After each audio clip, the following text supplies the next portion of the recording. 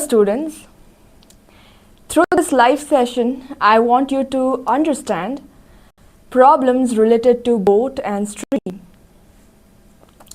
It is very common in all sorts of competitive exams, and I hope that through this session, I help you understand, I help you bring your confidence in this topic. Okay? There are certain shortcuts we can understand, and I really like to help you in understanding why these shortcuts work. So let's get started. Imagine you're boating. It really matters where you're boating. If you're boating in a lake, yeah, the water is just like you don't see water flowing, it's just still water. But if you're boating in a river, then there is the speed of the current. So question will tell you whether you are in a river or in a lake. Okay, so there are basic rules you want to understand. So imagine if you are in a lake, then the water does not have its speed, the stream does not have its speed. So unless you paddle, unless the boat has some speed, the boat will not move. Now, you are in a river, then obviously it really matters whether you're going with the flow of the water or you're going against. Yeah? So, if you're going with the flow of the water, we call it downstream because, you know, water flows from higher level to lower level. So, if this is the speed of the stream, or if this is the flow of water, and you're going in the same direction, you're boating in the same direction, then what really happens is, even if you stop paddling, your boat will move. That's because of the speed of the current, yeah, the speed of the water. So remember, whenever you are flowing or whenever you're going downwards, there is the speed of the boat. I'm saying x is always the speed of the boat, while because there is the water of the current, the total speed downstream will always be higher, and that is always cumulative of the speed of your boat plus the speed of the stream. Okay, but when you're going against the flow of water, so if you know this is the direction of water flowing and you're going against, then you have to overcome the force of water. Yeah, so it makes sense why when you're going upstream, you want to subtract the force of water, or you want to subtract the speed of the stream. Okay, so this is a conventional rule for solving any questions based on boat and stream. Whenever you're going downwards, your speed increases, and it increases by the speed of the stream. Whenever you're going upstream, then the speed of the speed of your boat decreases, or it will just be cumulative of the difference of the speed of the boat and the speed of the stream. Now, if you somehow crack, because of the given information, if you somehow find out the speed of the boat upstream and downstream, then there is a shorter way you can approach questions. I'll show you how. So let's say you have figured out somehow, because of the given information, you have figured out that the speed downstream is A. Okay, downstream speed, you have figured out that it is A. So its speed, I'm taking the unit normally like kilometer per hour. Okay. Then, as I suggested already, that downstream speed means the speed of the boat plus the speed of the stream. I'm representing that by A. Okay. Now, upstream, it will just be the opposite. So, upstream speed, if you have somehow figured out that is equal to B kilometer per hour, then that will be represented by X minus Y. Remember, the speed of the boat is always higher, that is what we are saying, and minus the speed of the current gives me the speed, overall speed upstream. So if you have these two conditions, or you have figured out their numerical value somehow, then you will take the two equations. Firstly, what I'm going to do is, because I'm showing you a shortcut here, so I will add the two equations. What will happen if I'll add the two equations? X plus x is 2x. Y and y cancels out because they are equal and opposite. So upon adding, I'm getting a plus b. So x is equal to a plus b upon 2. You got a shortcut here. If you somehow know that the speed of your boat upstream, or your downstream, okay, speed of not just the boat, if I know the speed downstream, then I can always say that it is cumulative of the average. A and B are nothing but A was the downstream speed and B was your upstream speed. So using these two values, if you have to find the speed of the boat, so the question is asking you to find the speed of the boat, what you can actually do is simply take the average of the speed downstream and upstream, add them up, divide by 2. Similarly, if I'll take the same two equations and then subtract instead, upon subtracting, my x and x cancels out, and then y minus of minus y gives me 2y, but I'm subtracting this a minus b. Again, you know downstream speed is higher, so I'm doing downstream minus upstream. So if I'll do downstream speed minus upstream speed divided by 2, then what I actually get is the speed of the current. Speed downstream, or this is the speed of the boat, and this is the speed of the current.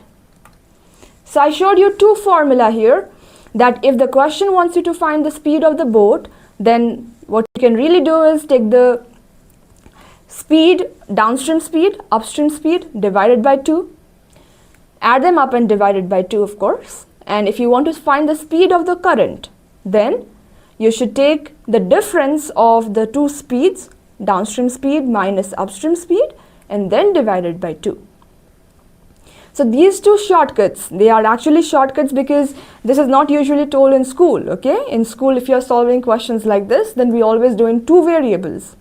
But during your competitive exams, nobody is asking you to show your steps, yeah? You want to save time. So that is the reason this shortcut really works, and you know, it becomes very much easy to work out in this manner. So what we really want is to find the speed of the stream downwards. Sorry, we want to find the speed, downstream speed, we want to find the upstream speed, and taking their average gives us the speed of the boat, while taking their difference and dividing by 2 gives me the speed of the current. I'm going to use these shortcuts definitely to work out questions quickly. So stay with me. We will try some questions from competitive exams and we will go through this. Okay? Okay. So I have a question here. A boat goes 2 kilometers against the stream, against the current of the stream in 1 hour, and goes 1 kilometer along the current in 10 minutes. How long will it take to go 5 kilometers in stationary water? So the first information gives me what? 2 kilometers against the current of the stream in 1 hour. So what information do I have is it's going against the current. So against the current as in it's going upstream. Okay. So what I can really figure out quickly is the upstream speed. So what's the upstream speed here? Speed is always the ratio of the distance and the time taken, right? So I have been clearly told that it has covered 2 kilometers in 1 hour. So dividing the distance by time gives me the speed. So 2 kilometers divided by 1 hour is just 2 kilometers per hour. I figured out the upstream speed. Interesting. Now similarly, it goes 1 kilometer along the current in 10 minutes. So again, I have been given the distance and time. Note that the time is in minutes, 10 minutes. So with the help of that, I can find the downstream speed. So the downstream speed can be simply equal to distance, which is 1 kilometer, and now 10 minutes. 10 minutes is nothing but 10 out of 60 minutes, right? Because we have 60 minutes in an hour. So 10 divided by 60. Now, to deal with something like this, I always say the denominator of the denominator is a numerator. Why? Because I think it makes sense. 1 divided by 10 by 60 you will do, and then you'll convert that division into multiplication, and then you just flip the fraction, right? So always remember, if you have a fraction in the denominator, then the denominator of the denominator becomes your numerator. So if you'll do that, the 60 just comes at the top, divided by 10, the answer is 6 kilometers. Yeah, 6 kilometers per hour. So now, what do I need to know? The question is asking me, how long will it take to go 5 kilometers in stationary water? Now, stationary water means there is no speed of the current. Yeah, water is not moving, so it's just the speed of the boat that counts. So what we really need to find is the speed of the boat. So I showed you a shortcut right now. The speed of the boat can be simply found out by taking the upstream speed, adding it to the downstream speed, and then divided by 2. Okay, and that gives me the speed of the boat. So you can do that quickly. 6 plus 2 is 8, divided by 2 it's 4. So I know that the speed of the boat has to be 4 kilometers per hour. Okay, that's the speed of the boat. And now when I know the speed, when I know the time, this is not time, this is 5 kilometers given to me, so that's the distance. So distance is 5 kilometers, and I just found out the speed of the boat is 4 kilometers per hour. So time can be found out quickly by taking just the ratio of the distance upon speed. So 5 divided by 4, answer is 1.25 hours, right? But you don't have that in the option, so we have to convert that 0.25 hours. So 0.25 means just 1/4 of an hour. You have to divide that 1/4 is just 1/4. You want to divide 1 hour into 4 parts, it's just 15 minutes. So the answer has to be 1 hour 15 minutes. Isn't that simple? This is the quickest way actually you can crack questions like this without having to introduce the 2 variables for the speed of the boat and speed of the stream. This is really quick actually. Okay, if you'll do it all by yourself, you'll not take so long. I'm taking it long because I'm explaining it to you. So, I'm just taking time to help you understand. This was the first question. I really hope this made sense. We'll try a couple of more questions so that you can be confident with applying this shortcut. So let's do the next question now. A boat running downstream covers a distance of 40 kilometers in 5 hours. Again, downstream speed. I'm writing ds now. Let us be a little quick. Downstream speed, overall, cumulative. Okay, we are counting the cumulative speed of the boat and the stream. So downstream speed can be found out. Speed is just the ratio of the distance upon time. So 40 divided by 5, answer is 8 kilometers per hour. Similarly, covering the same distance upstream, it takes 10 hours. So upstream speed, I can find out the same distance, so 40 kilometers in 10 hours. So 40 divided by 10, answer is 4 kilometers per hour. Yes, we cracked it again. Downstream speed, upstream speed. Now, what is the speed of the stream? Now they're asking me the speed of the stream. Remember, stream goes in 2 directions. Yeah, downstream it has a direction one way, then upstream it has the direction other way. So therefore, to find the stream speed directly without having to do anything, what you'll do is you'll take the 2 speeds that you found, downstream and upstream, take their difference instead. Had it been the speed of the boat that they were asking, then we would have added them up. But because they're asking me the speed of the stream, I'll take their difference and then divide it by 2. So 8 minus 4 is 4 divided by 2. Answer is just 2 kilometer per hour. Let me tell you, I'm being very honest. I never knew this method when I was in school by myself. Okay, I'm sure this would have been much helpful, but this really works, especially whenever you're doing, or whenever you're taking some competitive exams, because you just have the shortest way possible to do it, right? So speed of the stream, we just got the answer, 2 kilometer per hour. Let's try one more question so that you will not forget this formula and you will remember how exactly we did it. A man rose to a place 48 kilometer distant and come back in 14 hours. Okay, again distance has been given to me, but they have told you one thing. This is the distance covered one way, and he returns back and he comes back in 14 hours. So 14 hours here is the cumulative time taken to go upstream and downstream both. So I really cannot use this information directly. I have the second information given to me, so that might be relevant to find the upstream downstream speed similarly. He finds that he can row 44 kilometer with the stream in the same time as 3 kilometer against the stream. So this is the main information now. He can row 4 kilometer with the stream in the same time as 3 kilometer against the stream. Now same time, so I don't know what time is it, right? So I'm going to say that this time here is x now. Okay, I'm saying that this time is unknown to me. So the reason why I'm taking time as my variable is so that I can find my upstream and downstream in terms of x.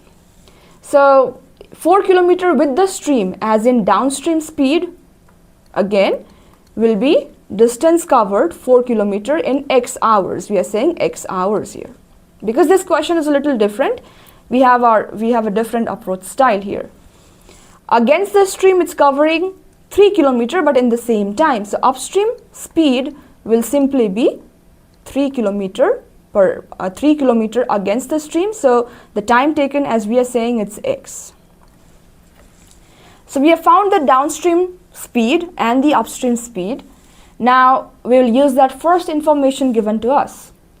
A man rose to a place 48 kilometer distant. So 48 kilometer is the distance in both upstream and downstream motion. Okay, so 48 kilometer is the distance. So both the distance are same here. So again, I know that the total time has been given to me 14 hours. So I want to connect a relationship with respect to this 14 hours, which is time. So the formula for time, it's again very simple, distance upon speed. Yeah, I'm sure you have seen this triangle which is there to help you memorize the formula for distance, time and speed, which is simply written as distance is always the product of the speed and the time. So to find time, we divide distance by speed. Okay, DST, remember that. Now to find this time, to find the total, I know the total time taken is 14 hours. But this 14 hours is taken going downstream first, 48 kilometer downstream. So I'll divide the total distance downstream by the speed downstream, which is 4 upon x.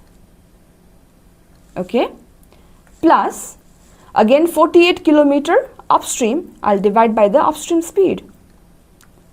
So I have kept this expression in a way that I can compare the time here. So both of these expressions represent time taken downstream and upstream respectively. So their sum, according to this information, has been given to me as 14 hours. How can you be quick with this?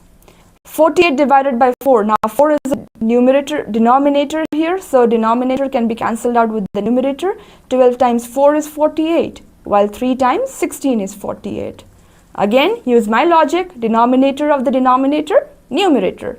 So it's just 12x plus 16x equals to 14. So which gives me 12 plus 16 is 28. So 28x equals to 14. Yeah. Now I got this x as 14 divided by 28. I think you know that double of 14 is 28. So 14 divides 28 gives me 1 by 2. Or 14 is divided by 28, sorry. I got x. Remember what was x? Time. It was the time taken downstream and upstream. So once I have figured out this value of x, now remember I can plug it back into this part where I compared it with finding the downstream speed and upstream speed. So 4 upon x, if I'll divide 4 by half, 4 divided by half is just, you're dividing 4 units into half each. So obviously dividing by a number less than 1 always increases the value. So 4 divided by half, the answer is 8 km per hour. So I have cracked the downstream speed, while similarly 3 divided by half is 6 km per hour. Now once I've figured out the downstream speed and the upstream speed, I told you the shortcut. We are going to use that. What is the question asking me? The rate of the stream. Again, remember, stream has direction. So obviously going downstream and upstream, the only difference is the direction of the stream. So how can you be quick with that? Take the two speeds that you have, downstream and upstream, take their difference and half it. 8 minus 6, 2 divided by 2, answer is just 1 km per hour. Trust me, this is the simplest way you can approach questions for boat and stream. 1 km per hour is the answer, and I just hope this made a lot of sense. I want you to ask more questions about boat and stream, or I will definitely do a lot more questions, but this is the first time I am going live, and I really wanted to make it simple, short, and you know, there could be a lot of technical problems, so I just decided this to be, you know, just short and straight, I guess. So I hope this really made sense. These are not just the type of questions. There are a lot of variations in the type of questions they ask, and much more complex problems, yeah? So I'll take a lot more different questions in the coming up lessons for the same topic. I'm not done yet with this topic.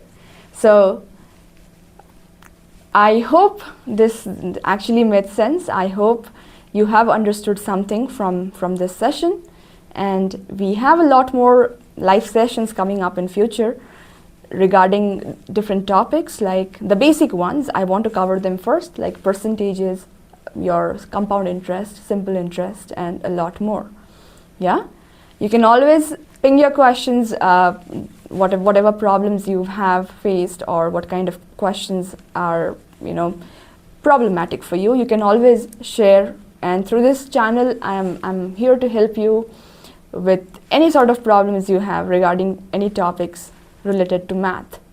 So this is all about boat and stream for now, and as I said, I'll be doing more. So this is it. I will see you in the coming sessions again. So yeah.